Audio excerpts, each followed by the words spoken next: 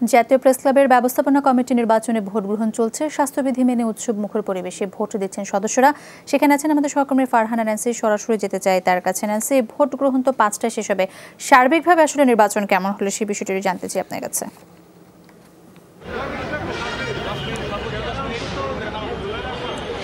শায়লা, আপনি ঠিকই বলেছেন, ভোট গ্রহণ আসলে 9টা থেকে শুরু হয়েছে।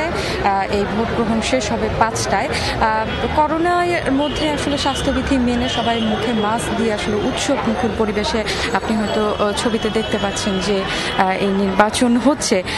এবারে যে নির্বাচন আমি একটু বলে রাখি যে জাতীয় প্রেস ক্লাবের ব্যবস্থাপনা কমিটির নির্বাচনে আসলে সকাল 9টা থেকে শুরু হয়েছে এবং এই নির্বাচনে 2টি প্যানেল প্রতিদ্বন্দ্বিতা করছে। একটি প্যানেল ফরিদা ইয়াসমিন এবং ওমর ফারুক পরিষদ এবং আরেকটি প্যানেলে রয়েছে সবুজ ইলিয়াস পরিষদ। মোট 34 জন দুটি প্যানেলে রয়েছে এবং 17টি পদে প্রতিদ্বন্দ্বিতা করছে। এছাড়া কয়েকটি পদে প্যানেলের বাইরে আরও 7 জন প্রার্থী রয়েছে, স্বতন্ত্র প্রার্থী রয়েছে তারা। এবং আরেকটু জানিয়ে রাখি যে নির্বাচনের সভাপতি পদে প্রতিদ্বন্দ্বিতা করছেন ফরিদা ইয়াসমিন ও কামাল উদ্দিন সবুজ, আর সাধারণ সম্পাদক পদে প্রতিদ্বন্দ্বিতা করছেন ইলিয়াস খান ও ওমর ফারুক।